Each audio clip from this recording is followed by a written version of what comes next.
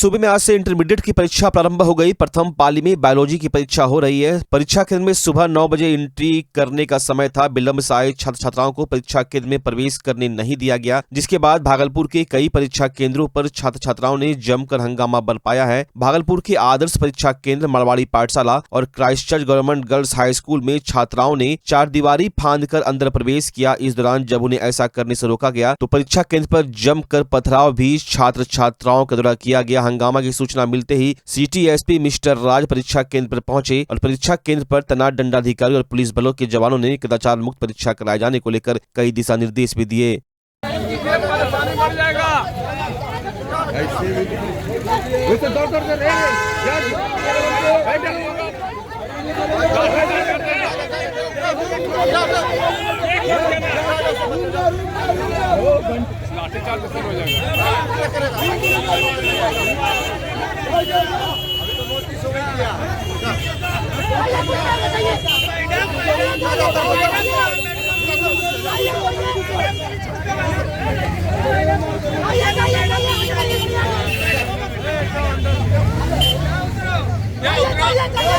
Room जा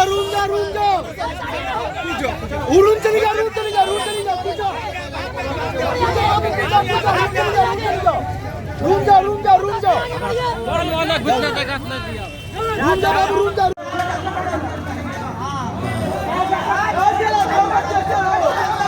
अरे बस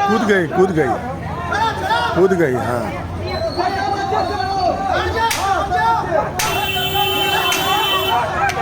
मारा है उसको, लाठी मारा है।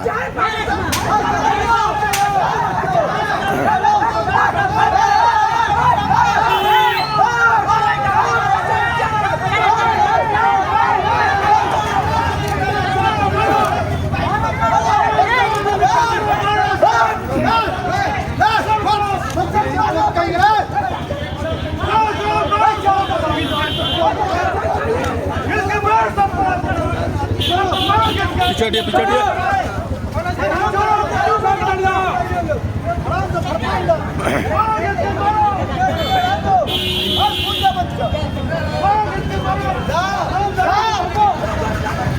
नहीं, उन्हें जाके छोड़ दिया।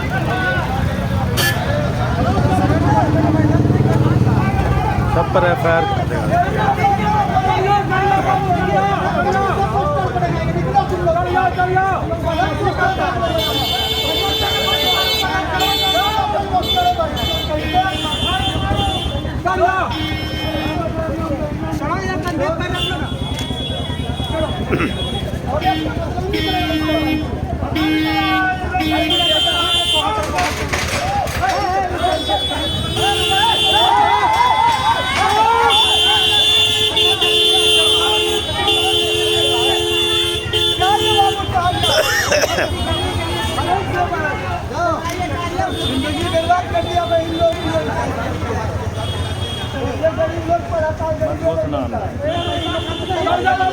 नहीं ठीक, इसको नहीं देखो क्या होता है लोग का। तो पकड़ ली पुलिस। हाँ पकड़ेगा क्या पकड़ेगा, वहाँ एसडीओ क्या छूटेगा।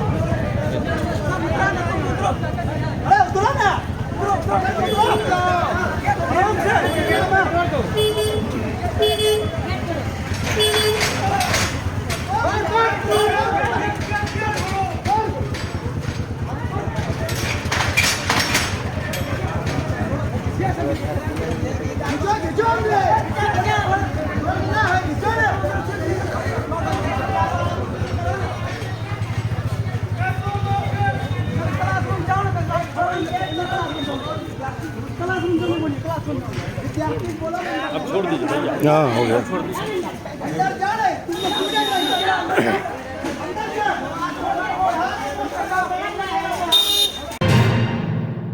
भागलपुर जिला में इंटरमीडिएट परीक्षा के दौरान लेट होने की वजह से तकरीबन 35 परीक्षार्थी परीक्षा देने से वंचित हो गए, जिसमें नौगछिया, कहलगांव, भागलपुर, शिवनारायणपुर, रायपुरा के अलावा कई जगह के परीक्षार्थी लेट हो गए, जिसके चलते उन्हें परीक्षा देने से वंचित कर दिया गया। वहीं परीक्षार्थियों का कहना है कि हम लोग परीक्षा केंद्र 8:30 बजे पहुंच गए थे। वहां के लोगों ने कहा कि अभी आप लोग जाइए, बाद में आइएगा, लेकिन जब हम लोग समय पर पहुंचे तब तक गेट बंद हो चुकी थी। वहीं परीक्षार्थी काफी नाखुश दिख रहे थे। अपनी फरियाद लेकर सभी परीक्षार्थी जिलाधिकारी कार्यालय पहुंचे, लेकिन जिलाधिकारी के नहीं रहने पर वापस नाराज होकर लौट गए। सबौर भागलपुर, तो वहाँ पे हम सब राइट टाइम पे पहुँचे थे। 8:45 में पहले पहुँचे तो वहाँ बोला कि भीड़ नहीं लगाने, फिर भगा दिया गया हमें। फिर राइट टाइम पे पहुँचे तो मैडम बोलने लगी कि यहाँ पर अभी सब एंट्री कर चुका है, तुम सब लेट हो गए हो। तो वहाँ बोलने लगा कि तुम सब जाओ, यहाँ ऐसे ऐसे बोलने लगा। फिर हम सब, फिर उसके बाद हम सब बोला कि 5 पहुंच चुके थे। फिर उसके बाद बोला हम सब 5 भगा दिया गया। फिर बोला 5 मिनट में अंदर लेंगे तुम सबको। तो सर फिर गए अंदर से, सर फिर बोलने लगे दोबारा कि नहीं हो पाएगा एंट्री, तुम सबका जाओ। हम लोग बहुत रिक्वेस्ट भी किए कि सर बालिका उच्च विद्यालय सेंटर पड़ा है, सेंटर हमारा वही घर का वहाँ हो गया, शिवनारायणपुर घर है हमारा। सब अलग अलग स्कूल से आए हैं, सब अलग अलग स्कूल से, सब अलग अलग स्कूल से हैं। कोई कहीं से है, नौगछिया से है, कहीं भागलपुर से है। हम सब राइट टाइम पे पहुंचे, फिर भी बोला कि हम सबको वेट करवाया, धक्का मक्का मारने लगा, जबरदस्ती करने लगा। कृष्णा कुमार लोग गए 8:30 बजे, 8:30 बजे गए तो वहाँ से हम लोग को निकाल दिया गया। बोला कि अभी टाइम नहीं हुआ है तो जाओ, अभी फिर टाइम होगा जब तब आना। तो हम लोग गए, फ़ोन वोन रखे जाके, फिर बैग वैग रखे तो आए टाइम पे। 9 बजे आते हैं तो फिर देखते हैं कि गेट लॉक कर दिया, हम लोग को घुसने ही नहीं दिया गया। 9 बजे का ही समय था। हाँ 9 बजे का था। कितने बजे पहुंचे हम लोग पहुँचे वहाँ 9 बजे गए वहाँ, तो पहले उससे पहले भी गए थे। तो बोला भीड़ नहीं लगाना। बालिका उच्च विद्यालय हमारा सेंटर पड़ा था, वहाँ पर जाते हम सब 15 मिनट पहले पहुँचे तो बोला कि भीड़ नहीं लगाने। फिर राइट टाइम पे गए तो राइट टाइम पे बोलने लगा क्या, राइट टाइम पे बोलने लगा कि गेट लगा दिया गया, एंट्री हो चुका है तुम सबका। उसके बाद फिर 5-10 मिनट बाद 5-10 मिनट में सर सब बोले कि एंट्री लिया जाएगा, तुम सब 2 मिनट रुको। अभी अभी भागलपुर से एक बड़ी घटना की जानकारी सामने आ रही है, जहां दिन दहाड़े एक महिला के साथ अपराधियों ने लूट की घटना को अंजाम दिया और महिला के पहने हुए 2.5 लाख के जेवर को लूटकर चंपत हो गए। घटना गुरुवार तकरीबन 11:30 बजे की है। अपराधियों ने पहले महिला से कविता नाम के डॉक्टर का एड्रेस पूछा और बहला फुसला कर उस महिला से तकरीबन 2.5 लाख रुपए के गहने लूट लिए। मामला भागलपुर के तातारपुर थाना क्षेत्र के रामसर का है। पीड़ित महिला तातारपुर थाना क्षेत्र की रहने वाली ओम टावर की नूतन गुप्ता है। नूतन गुप्ता ने बताया कि मैं किसी काम से अपने अपार्टमेंट से कोतवाली की ओर अपने किराना दुकान जा रही थी। इसी दौरान एक युवक मेरे पास आया और डॉक्टर कविता का पता पूछने लगा। मैंने उस युवक से कहा भी कि मुझे कविता नाम के डॉक्टर की कोई जानकारी नहीं है। तब तक जबरन मेरे से अंगूठी, चैन और कान की बाली खुलवाई और फिर मेरे बैग में रखा। फिर मुझे पीछे घूमने की ओर कहा और मेरा बैग लेकर चंपत हो गया। जिसके बाद घटना की जानकारी मैंने स्थानीय थाना तातारपुर को दिया। वही महिला ने बताया कि चैन, अंगूठी और कान की बाली का मूल्य तकरीबन 2.5 लाख रुपए होगा।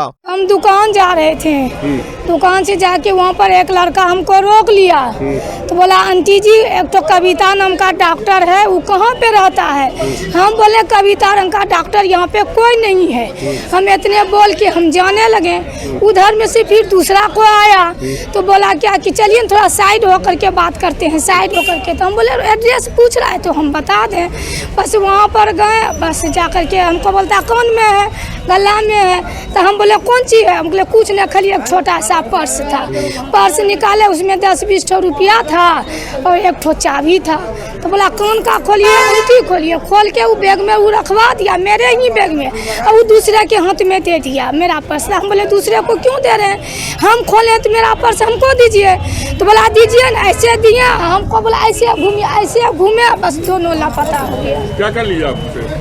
कान का है, ऊपर का सिकरी है, अंगूठी है, गले का है। कितने का होगा लगभग? लगभग 2.5 लाख रुपया तो होगा ही। कितने बजे घटना आई है? ये अभी 11:30 बजे की बात है। क्या नाम है आपका? नूतन गुप्ता। घर कहाँ? यही ओम टावर में रहते हैं।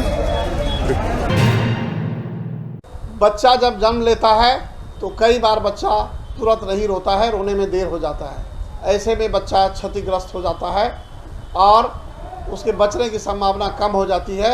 और यदि बचा तो भविष्य में उसमें विकलांगता की समस्या आती है, जिसे सीपी कहते हैं, जिसका कोई माकूल इलाज नहीं है और ज़िंदगी भर बच्चा विकलांगता से जूझ सकता है। ऐसे में पूरे संसार में कूलिंग थेरेपी का सहारा लिया जाता है। जन्म से ठीक 6 घंटा के अंदर यदि उसको कूलिंग थेरेपी दिया जाए तो उससे उसका सीपी की समस्या कम होती है और बचने की भी संभावना बढ़ती है। पहली बार बिहार झारखंड में आपके शहर के स्नेह नवजात शिशु बाल सेवा केंद्र में यह मशीन उपलब्ध है। कभी भी ऐसी बात हो कि बच्चा रोने में विलम्ब हो गया तो आप स्नेह नवजात शिशु बाल सेवा केंद्र में जरूर संपर्क करें।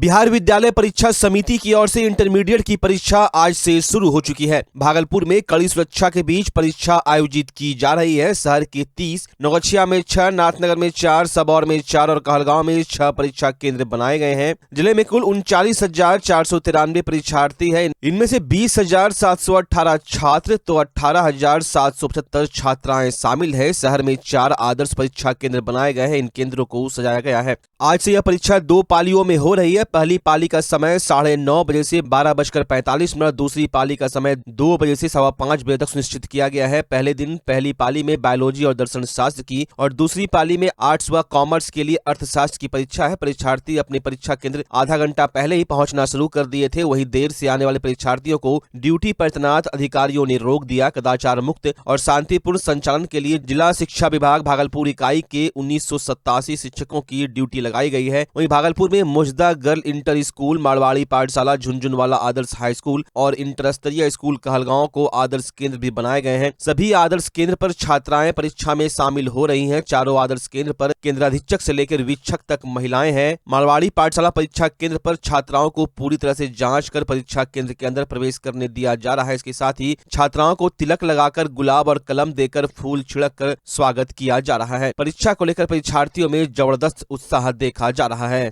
तो हम लोग कोशिश करते हैं कि अच्छी रहे।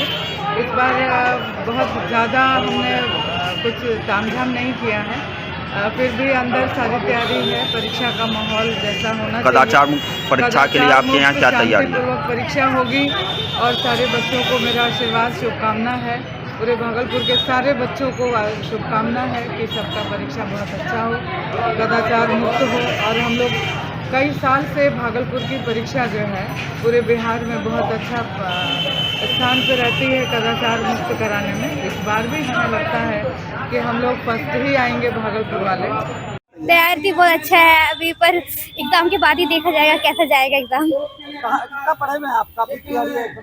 अब पढ़े तो है पर अब पता नहीं, वो तो बाद ही पता चलेगा एग्जाम के बाद ही। स्वागत हो रहा है इतना अच्छे तरीके से, आप लोगों का कैसा लग रहा है? स्वागत हो रहा है, बहुत अच्छा लगा। इस तरह स्वागत पहली बार फर्स्ट था तो इसलिए अच्छा लगा हमको। कौन सी परीक्षा आज पहली? बायोलॉजी। बायोलॉजी की तैयारी जमकर की है? हाँ, जम करी है, जैसी होनी चाहिए। कहाँ से आए? हाँ, हम डीएनवी कॉलेज से। घर कहाँ? घर हम कैंपस में रहते हैं।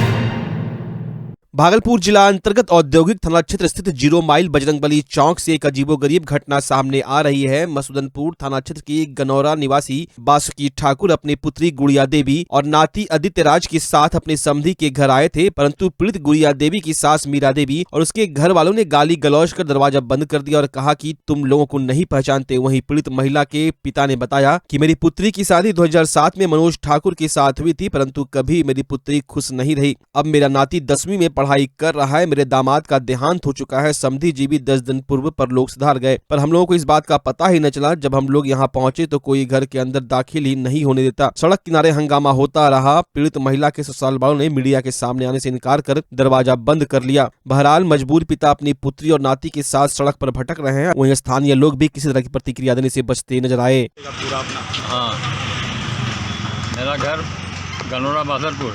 नाम से बोलिए सर। बासुकी ठाकुर। घर कहाँ हुआ? गनौरा बादरपुर, भागलपुर जिले में ही आता है। भागलपुर नाथनगर ब्लॉक में पड़ता है। अच्छा, नाथनगर ब्लॉक में। हाँ, मसूदनपुर थाना हुआ। मसूदनपुर थाना। हाँ। और इन आपकी बेटी का जो ससुराल है वो उनका क्या पता है? उसका पता है रेशम नगर रेशम नगर, भागलपुर 0 माइल रेशम नगर। हाँ हाँ। मेरा यहाँ ससुराल हुआ 0 माइल में। मेरी पति का नाम है मनोज कुमार ठाकुर और ससुर का नाम है राम प्रसाद ठाकुर, वो दोनों स्वर्गवास हो चुके हैं। मेरा हस्बैंड भी डेथ कर चुके हैं और ससुर जी भी डेथ कर चुके हैं। पहले मैं यहाँ रहती थी और मेरे हस्बैंड जब डेथ किया और ससुर जी भी डेथ किया तो कुछ इन्फॉर्मेशन नहीं मिला। मेरे हस्बैंड 1 ईयर पहले मतलब डेथ कर चुके थे, 1 साल हो चुका है। और फिर ससुर इधर डेथ हुआ तो पता चला, तो मरने के बाद पता चलता मेरा हस्बैंड भी नहीं है, ससुर भी नहीं है। तो यहाँ पे इनकार कर रहा है हम किसी को नहीं जानते। मेरे सास, ननद, मेरा भैगना लोग का कहना है, देवर लोग का कहना हम किसी को नहीं पहचानते। इससे पहले आप अपने मायके में थी? हाँ, मायके में थी और फिर आए हुए थे। अपना हस्बैंड जब थे समझौता मेरा DNA टेस्ट करके बाबू। हस्बैंड पहले से कुछ मनमुटाव परिवार में? परिवार में नहीं, बस यही था कि मेरा बच्चा नहीं है, उनका यही कहना था। तो बच्चा की वजह से हम लोग का केस भी फाइल हुआ था पटना हाई कोर्ट से। फिर हम लोग वहाँ से केस को समझौता करके फिर मैं वापस भी आई, उनको लेके आए।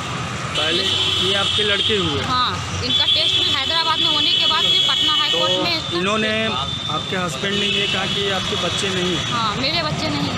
तो फिर केस हुआ इसका? हाँ, इसी के ऊपर से केस हुआ।